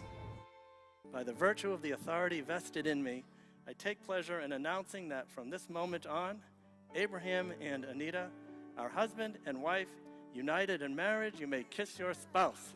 Congratulations. Take me into your loving arms. Kiss me under the light of 1,000 stars. Place your hand on my beating heart. I'm thinking out loud. Maybe we found love right where we are. Welcome back to Autism Live. Oh my goodness, have we got a treat for you right now. I'm so excited that we are welcoming to the show Anita Lesko and Abraham Nielsen. They are married on the spectrum. We talked a lot about you guys on the show right when you guys were getting married because you had the all autistic wedding and we were so excited about that. We were so excited for you guys, but this is the first time that we are having you both on the show. Welcome. We're excited. Thank you. We're excited too. Well, this is really lovely, and especially on this day, on Valentine's Day, to have you guys on the show is extra. You know, as we were thinking about this, and I was saying, if I'm thinking about love and I'm thinking about autism, what are the things that I want to have on the show? And you guys were the first thing that came to mind. So this is thrilling. But for people who don't know you guys, some people may know you, Anita, as the real life good doctor of autism. Why would people know you as that? Why are you known for that? Okay, well, pretty much everybody is familiar with that ABC smash hit series, The Good Doctor, and it portrays a guy with autism in the operating room as a surgeon, as a surgical resident. Okay, well, I'm not a surgical resident. However, I do work in the operating room providing anesthesia for surgery, and I've been doing it for 30 years now. And so I have to cope with everything. I'm the only person on the spectrum in that setting, and for all these years in every different hospital that I have worked in, which is about 5. And so many people at work watch that show every week, so they have to come the next day and tell me all about what happened. And they keep saying, "Oh, I thought of you because you're like the good doctor." So amazing. That's where then they start tagging that on me. So then I continued on with my little new name, and that's how I identify myself as the good anesthetist. There you go, the good anesthetist. And there's a wonderful blog that you've written on the Mighty, which we love the Mighty here at Autism Live. And if people want to read about your day and all the things that you deal with from a sensory perspective, it's a really brilliantly written article that you did. They can check that out on the Mighty. And then let's talk a little bit about Abraham, because he's got a pretty interesting job too. What do you do, Abraham? I work as a land survey as an AutoCAD, and my job is to collect the from the field data, and I want to draw the construction layouts and all other the things that pretty much advanced. I excelled at AutoCAD within 2 years, and the rest of my co-workers, they just worked it for more than 10 years. and I just go 100 miles an hour. This is something you're particularly talented at, and it's a very technical thing. It's a very cool thing. So now all of that's wonderful, because it's great when we have passions and things that for jobs. But you guys have a passion for each other as well, and you are very well known for how in love you are. And I'm so happy to see that it's what, you've been married 2.5 years now? Yes. And still clearly in love. So that answers my first question with how's it going? Are you guys still really happy? It looks like it. You're exuding happy. Yes, I think we're even better than ever, just because our bond is stronger than ever. You know, the more you get to know somebody every day, and that friendship just grows deeper. And Especially accepting each other, no matter no matter what we are and who we are. And this is our greatly internal bond. Yeah. You guys are amazing. So let's talk a little bit about how this love story started. Because Anita, you didn't get diagnosed until quite late. Am I correct? Yes, I was 50 years old, and one day I was at work. Now, my whole life, I always knew I was different and I didn't fit in, but I didn't know why. And I knew I had all kind of sensory issues, social issues, but I didn't know why. I thought I was the only person in the whole world who had these problems. And one night, one of my coworkers, she came into the lounge. I was just getting ready to eat dinner, and she came in kind of all crying. And I said, "What's the matter?" And she said, "My son has just been diagnosed with Asperger's syndrome." I'm looking at her like, "What is Asperger's syndrome?" So she hands me some paper, and I start looking at it, and it was like some kind of like a quiz thing that said if you have 10 out of 12, you have Asperger's. So as I'm reading down and getting to number 11 and number 12, I realized I have all 12 of the symptoms that they had in the paper. And it was that aha moment, as Oprah Winfrey says it, right, that I realized, oh my God, this is what's been my whole life. Oh my God, so that was how I found out that I'm on the spectrum, just by chance. And Abraham, when were you diagnosed? I was diagnosed like 2.5 years old, and I didn't know life back then, that I didn't understand why I was so different, and like why wouldn't nobody accept me.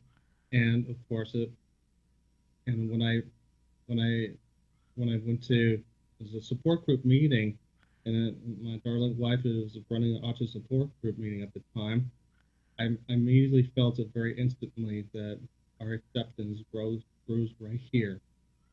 That's amazing. So Anita, how did you go from getting a diagnosis at the age of 50 to suddenly running a support group for Asperger's? Like how did that happen? I mean, that tells us a lot about who you are. Well, I think 3 weeks after I had this epiphany moment, I went to the same neuropsychologist that my friend had taken her son to, because he did adults and children, and I got my formal diagnosis. And immediately, what I realized I needed to do was meet other people that were like me, because as I read in books that I immediately got, that no, I wasn't alone, and there's millions of other people out there just like me with all these same issues. So I actually contacted my local newspaper and asked them that, I said, I want to start an autism support group. Can I get something in the newspaper about it? So they did. They ran an article about me and that I want to start a support group. So the next thing you know, and people just started coming. I did it once a month, on a second Saturday of every month, and I started getting about 30 people that came regularly for years. And oftentimes parents would come with their children, and it could be children that were 30 or 40 years old with their parents. Yeah. It wasn't just young kids or anything like that. It was a whole mix of people.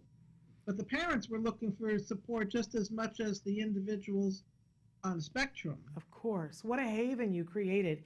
And then in walks this handsome young man. And what did you think? Well, yes, when I first saw him, now I had been doing that support group for a number of years already.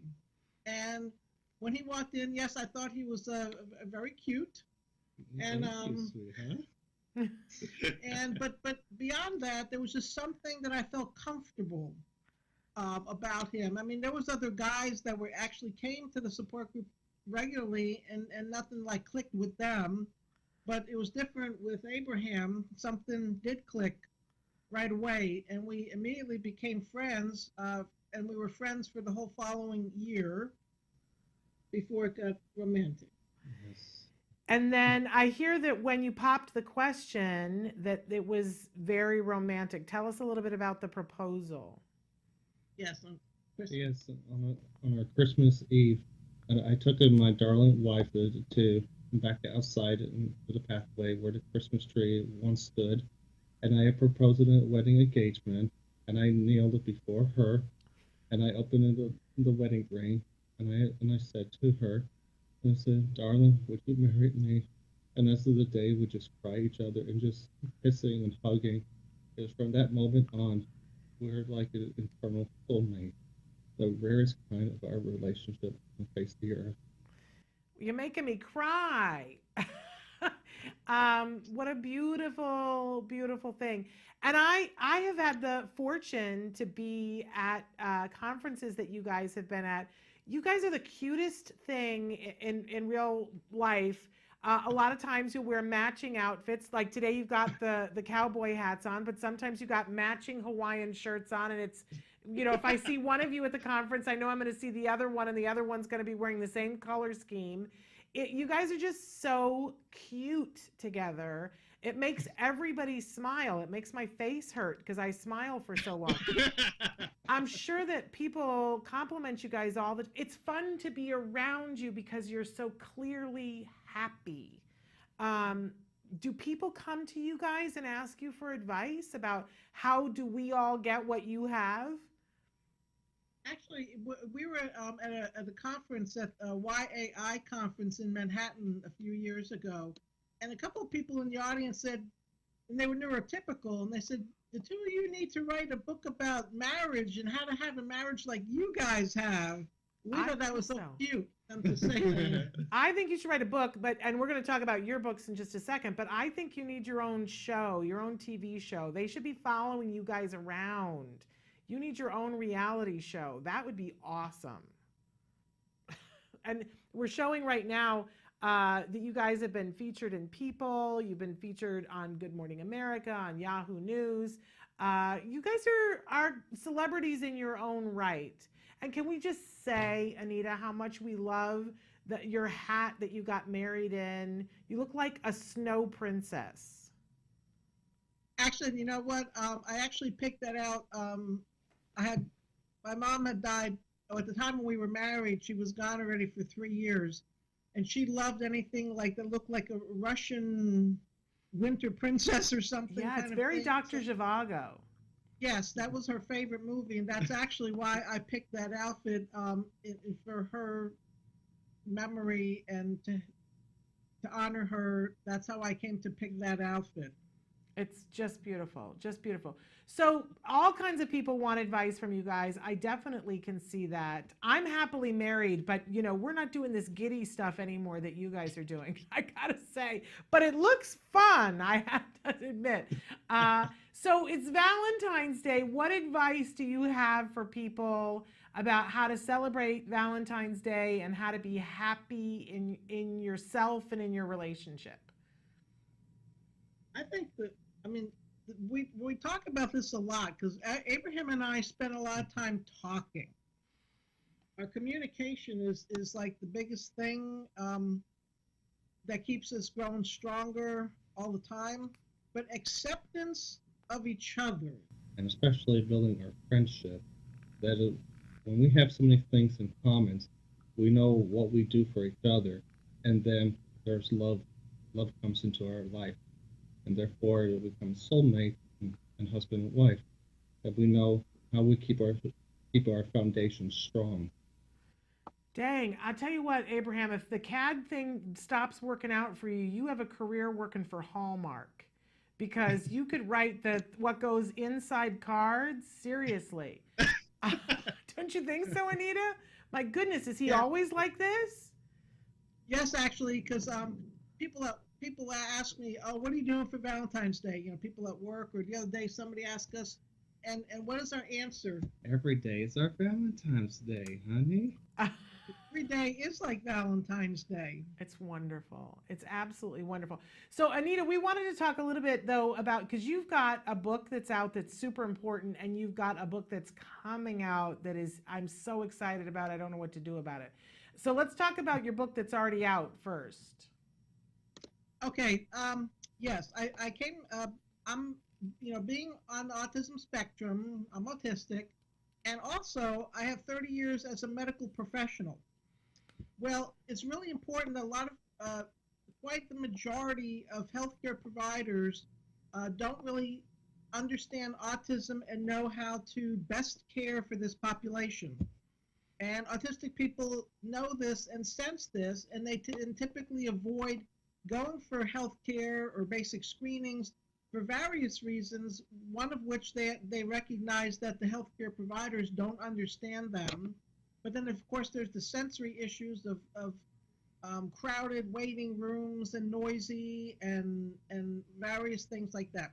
Well, I wrote the book, The Complete Guide to Autism and Healthcare, to bridge that gap between the autism world and the medical world to enable healthcare providers to best care for autistic people.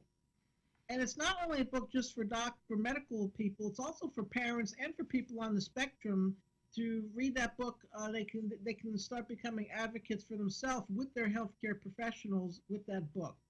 So I'm on a mission as a global thing to change this, to enable the autistic population to be healthier in the long run. And with 1 in every 68 children being diagnosed, and they're all going to grow up to become adults, well, we don't need them all to be unhealthy and unhappy and all kind of terrible problems as they age into adulthood and later by not seeking the health care that they need. So my job is to bridge that gap and turn things around and make it better for everybody. And there's a foreword by your friend, Dr. Temple Grandin, which is lovely, which leads right into the book that is about to come out, that will be coming out on Autism Awareness Day in April, on April 2nd. Tell us about that book. Well, this book has become one of the biggest journeys of my life. Temple Grandin and I I first met her back in 2013 when I had organized an autism conference. I got to meet her then.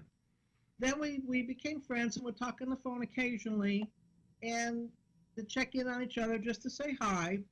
And then back in this past April, well, just about a year ago, I had said to her one day, because we were laughing and talking, and she can be like really silly and have laughing jags and all kind of things.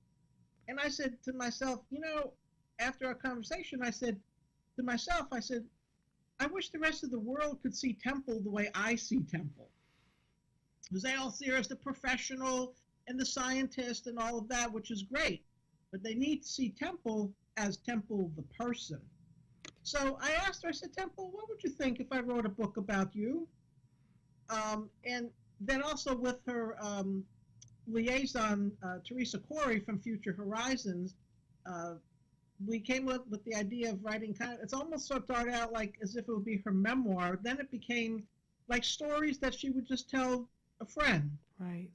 So I interviewed her over 60 hours over the next 5 months. I actually flew out to Fort Collins, Colorado for Temple's 70th birthday party. And that was quite an experience because I got to go out, I got to meet Temple's graduate students. Then I got to go out to the cattle ranch and watch Temple in action with the cattle and the squeeze machine and all of that stuff. So that was very exciting, like as if the Temple Grandin movie come to life right in front of me. Right. I mean, I got to pet the cattle. I mean, it was very exciting. I got to say, I love this. I don't know if you've seen, we did an interview with Temple about 2 years ago, where I took her, I drove her to the airport. We did an interview in, she was speaking at a Future Horizon event, and we did an interview there, but I said to her, I said, Temple, I really, it was right after Oliver Sacks had died, and he was the one who'd written the original article about her, where he talked about her as a person. And I said to her, I said, Temple, I miss that no one talks about that kind of stuff with you anymore.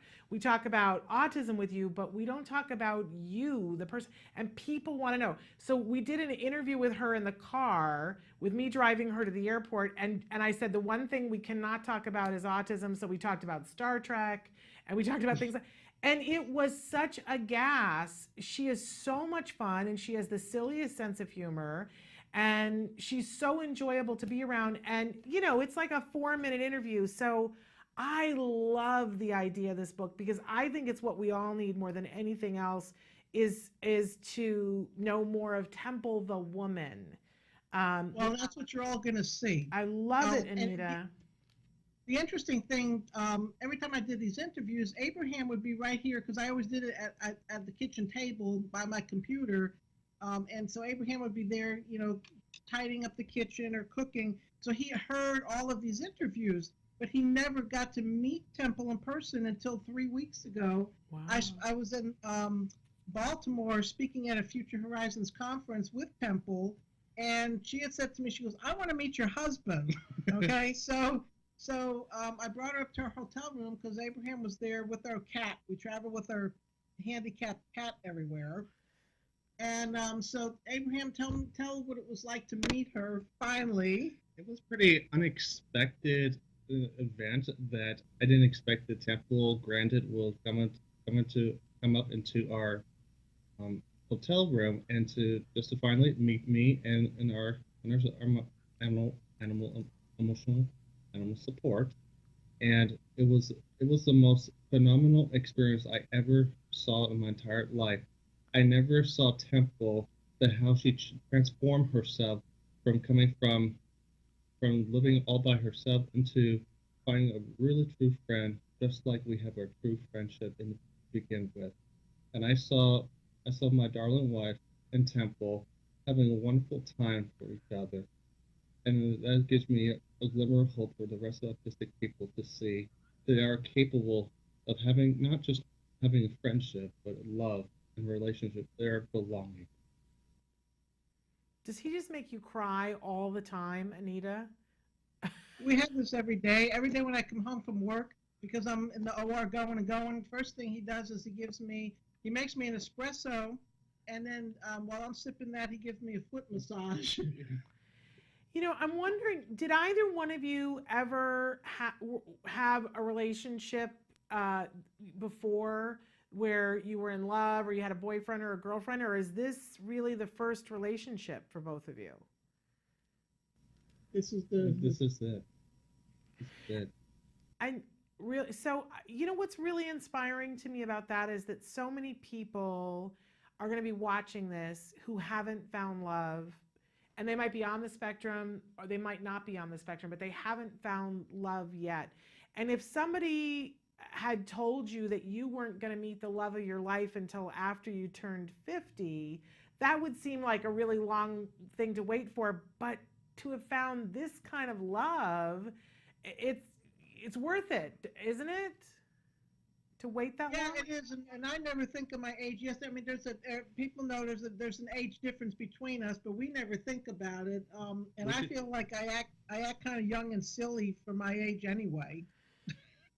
Just be us. That's right. Just be us. Yeah, because what do the numbers matter? But I think that whole idea of that when it finds you, it's the right time to find you, and for people who haven't found it yet, that it could still be coming, but they have to be willing to be in places where they could meet somebody. Because if you hadn't started that support group, do you guys think you would have met? No. Well, that's amazing to think about. That, if you do something to help yourself and you get the biggest gift of all time, meeting the love of your life. Really amazing. Now, Has there ever been a discussion between you guys? You have your animal, but did you ever talk about the possibility of children, or was that something that you guys, it was off the table? I asked Abraham one time, I said, what would you think about adopting a child? And he kind of looks at me like, not what he's looking for, huh? And is that okay with you, Anita? Yes, I mean, the thing is, when we're at home, it's total peace and quiet here. Yeah. And the loudest thing you'll hear is a cat purring. So when I'm like at work, and I often, once in a while, I typically don't do pediatric anesthesia, but sometimes I do. And then I'm dealing with little sick kids. Yeah. But if they're screaming and crying, it kind of just doesn't really. It's hard. Sensory overload, shall I just say? Kind of thing. Yeah, absolutely. Well, we think that you guys are remarkable. Where can people go to find more information about you guys? To my website, which is anitalesko.com. And I'm wondering if there are folks out there that are newly diagnosed or thinking that maybe they qualify for a diagnosis. Can they go to your website as a place to find out more information about getting themselves diagnosed? Yes, and I'm going to be starting a blog on my website, and people are free to write to me. I always answer everybody. And Temple does that as well. And that was something that I was so impressed with her as the more I got to know her. Well, we also found out we're actually very much alike in many ways. But Temple, she'll take phone calls from people, answer emails and everything, which is something that most people at her level of fame don't do that, but she does. And like sometimes, I just be amazed. She might talk to a kid that calls her up that's doing a project for their school, and they had to write a paper about her or something, and she'll talk to them, or an adult, anybody. It's just absolutely amazing. She's so much more accessible than people realize. Yeah. But I think, because Temple speaks, and you're now speaking at engagements with her, and we should talk about that real quick. But I don't think people realize how accessible Temple is. But even then, they don't get to meet the Temple that you're talking about, that they will get to meet in your book. And again, that's coming out on April 2nd. And where can they get that book? Right now, you can order it on Amazon to pre-order it. After that, it'll be in all major bookstores. And I keep thinking to myself that when people see that, they're going to want to make a remake movie about Temple now that they see the real Temple and how silly she gets. She gets these laughing jags that's like you can't help but bursting out laughing just the same over the silliest things. Yeah, but it's so great to see that. It is. I've said before, you haven't lived until you've seen Temple Grandin giggling over something, right? It's so much fun. She and my son once got to giggling over an article that I think was in Business Weekly magazine that was reviewing cat food with wine pairings to go with the cat food, and the two of them got to giggling about it so much that I didn't think they were going to be able to talk after that. It was so much fun to watch and see. But in any case, we want to wish you guys the best. Happy Valentine's. I know that you'll be having a great Valentine. Do you have any special plans? Will you guys, I know it's every day for you, but anything special for Valentine's Day? Well, I mean, typically for Valentine's Day, people get flowers. As you can see behind us, there's some fresh roses and pretty flowers over there. But typically people make a nice dinner and stuff like that. We have that like every evening. So and actually right now, because I'm not writing a book or anything pressing at the moment, we actually can cook together. So that'll be a treat. Just that that I'm not going at it on my computer typing as he's standing here 2 feet away cooking. I'll be right there cooking with him. Well, we are so. And he always calls it cooking with love. I love it. We are so happy for you guys. We're so thrilled for you that you have found love and that we all get to see it. It's a lovely, lovely thing. We want to remind people to check out both of your books. One is available now. The other one will be available on April 2nd. And go to AnitaLesko.com for more information. And I thank you guys so much because I know both of you work so hard and such long hours. So thanks for taking the time to be with us on Valentine's Day. It was our pleasure. It's our pleasure. All right. We'll talk to you guys soon. We're going to take a short break and then we're going to be back with more Autism Live. Stick with us. What is autism? What is autism? What is autism? What is autism? What is autism? What is autism? I've been asking myself that for a very, very long time. Let me think about that one. Trying to just Jeez.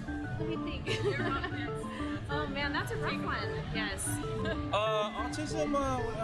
Autism is a neurological disorder that affects many of our kids in different ways. It's a learning disability that affects the cognitive functions of the brain. A lot of people have the misconception that it's a disability, and it's really not. I look at it as like a special gift. When one person thinks differently from another. It's an opportunity for everyone to learn to understand someone that's a little different than them. Autism is the ability to educate. They're given so much talent in different areas. To me, autism means a chance to be with and be around people you really care about. Autism is beautiful. It's a way of seeing the world differently. It's always unique, totally intelligent, and sometimes mysterious. Happiness that comes out of my son's hard work. It's a movement. Unpredictable. That's right. Awesome. Love. The field I want to work in. Laughter, fun, joy. Autism is beautiful to me. I want you to remember these 3 words. There is hope.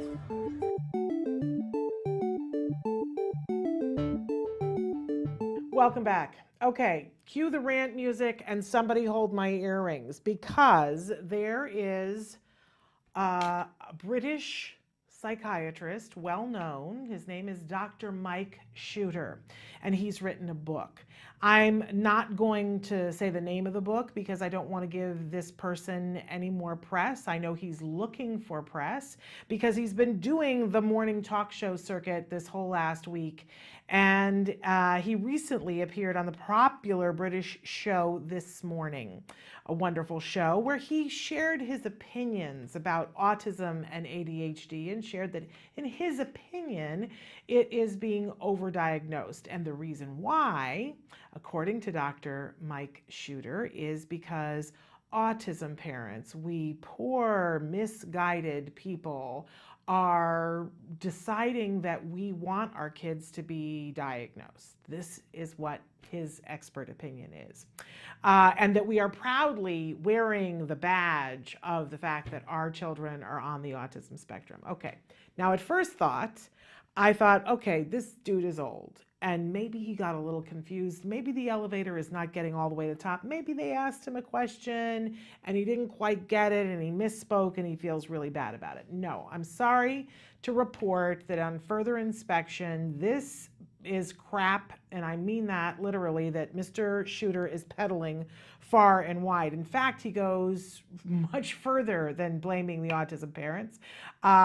In many of the speeches that he's been doing, he is pointing specifically to the fact that he ran into one of his former students recently. This former student is now a very respected child psychiatrist, and that former student reported to him, he said, boy, you wouldn't believe how much things have changed. Now 75% of the children that I teach are either on the autism spectrum or have ADHD. And what did the former teacher say to his student?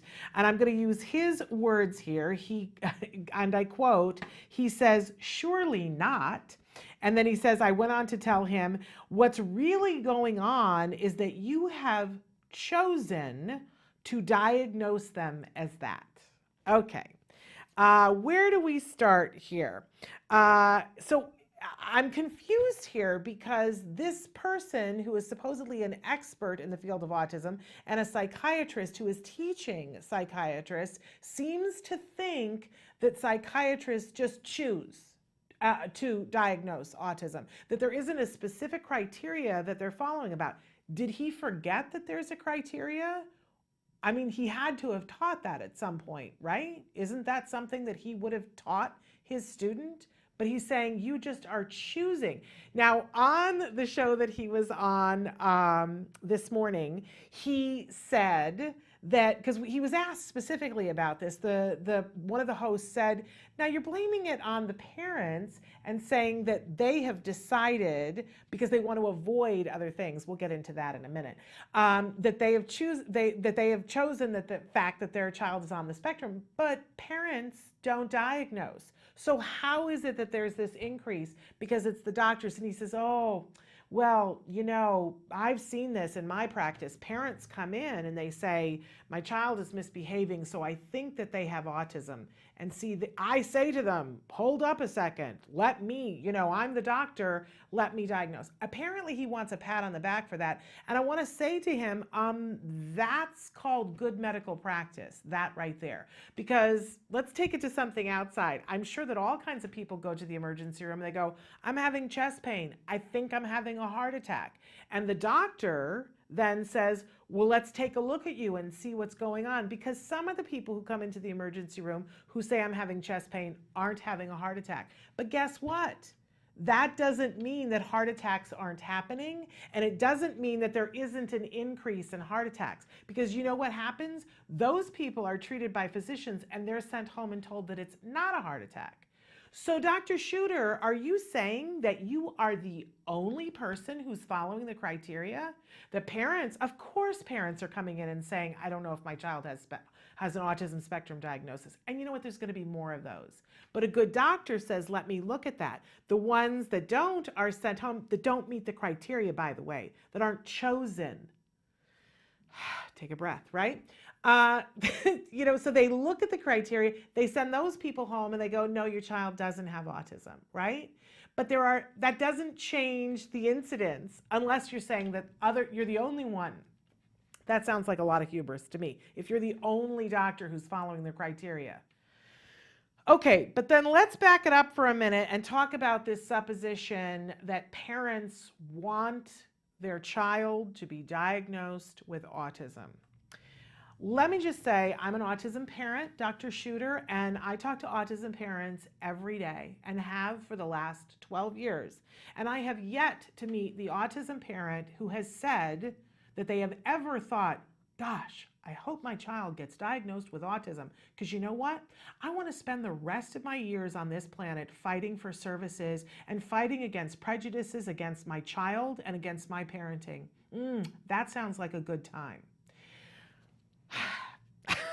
I honestly, one of the things that makes me so mad about this is that there is so much ignorance about autism. It's pervasive, right? We see people all the time, and I try to excuse it and go, it's just ignorance. There was a time when I was ignorant about autism, but there are these people who will write in and say, I don't think that that child has autism. They just need a little discipline. That's what they need. And we in the community know that that is sheer ignorance. And unfortunately, now they have this supposed expert that they can line up behind. And guess what? They are lining up in droves, Dr. Shooter, to say, oh, I agree. People who know nothing. And you have given them a place and a voice where they think, see, I know that they're right. So I normally say, just let those people go their way because, bless them, they don't know. But not today. Do you know what I wish for today? I wish that all the people that are writing in on everything that this quack is writing, and they're saying, I agree with him. These kids don't have autism. They just need a little discipline. I would like to sentence each and every one of those people to having to observe 24 hours a day, 7 days a week for at least 3 weeks, children on the autism spectrum. And I say just observe because you know what? Our children deserve more than to be in the presence of people that are this ignorant, right? So that's what and in 3 weeks, how about if you come back to me and you tell me that we wanted this diagnosis, that we are choosing this and pressuring doctors to choose it. Come back and tell me that. Now, for Dr. Shooter, I just want to say to you, shame on you. What a disgrace you are. Sir, you have violated the Hippocratic Oath because you have done harm. It is time for you to retire. Quack, quack, Dr. Shooter. And that's what I have to say on that. And by the way, in case you're not sure, I'm not going to buy your book and I'm not recommending it. Consider me officially boycotting you and what you do. All right, moving on. I wanted to end today's show with something really fabulous because it's Valentine's Day. And so many of you that are adults write in. In fact, we had a gentleman who wrote in during the interview with Anita Lesko and her husband, Abraham Nielsen, and you said, what about for people who don't have a normal voice? And you know, the word normal is so hard because I want to say to you, I don't know what normal is anymore. But if you don't have the voice that you think that others have, I've got a resource for you that I think is pretty good. And amazingly, it comes to us from WikiHow. I want to encourage you, they've got a bunch of different articles, but one of them is how to get a girlfriend when you're autistic. And I gotta say, they went to a bunch of different sources, collated a bunch of information, and they've got step-by-step in 3 separate parts. So part 1 is, and I'm not gonna go through the whole thing because I want you to go to WikiHow and support them because it's really lovely. And by the way, they have other articles too that I think would be really interesting to you. Big shout out to WikiHow. Love, love, love. So part 1, how much time have I got, Samantha? Okay, we're out of time, but part 1 is meeting a potential girlfriend. Part 2 is getting to know someone. And part 3, I don't want to leave it out. Part 3 is maintaining your relationship. And within each one, they have specific steps, and it's great advice for anyone, but especially for somebody who's on the autism spectrum. So check it out. Go to WikiHow and put in how to get, or you can just Google how to get a girlfriend when you're autistic and read through the whole thing. Let me know what you think, but then also see the related articles at the bottom. It's fabulous. Great, great. Well done, WikiHow. Really appreciate it. I hope you all have a wonderful, wonderful Valentine's Day. And remember, if you don't have a Valentine this year, you kind of do because you can be your own Valentine. Do something nice for yourself today. Treat yourself. Treat yourself how you want to be treated. And I'll tell you what, that attracts all the things that you want. We're going to be back tomorrow. Oh my gosh, have we got a great show for you tomorrow. Really wonderful. We've got one of our autism experts who's going to be answering some of your questions. And then we have Joanne Lara and Susan Osborne from Autism Works Now, plus a bunch of their candidates. These are adults who are on the autism spectrum who are learning job skills, and we're going to interview each and every one of them. It's going to be sweet. Happy Valentine's, everybody. I hope you're watching the Olympics. More on that tomorrow. Until then, give your kiddos a hug from me and one for you too. Bye-bye for now.